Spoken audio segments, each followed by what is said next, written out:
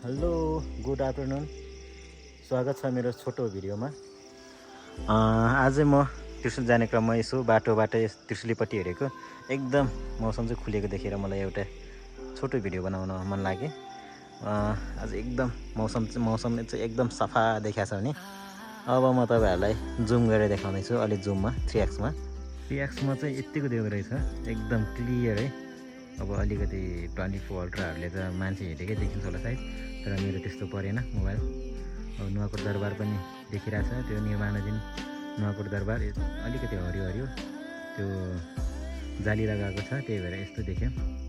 पारीपट्टि नुवाकोट पारीको त्यो बेलकोट गरी होला, बेलकोट गरीतिर नि एकदम दामी देखिरहेछ। रानी पाउ पनि देखिरहेकै छ, त्यही पनि अब क्यामेराले भ्याउँदैन।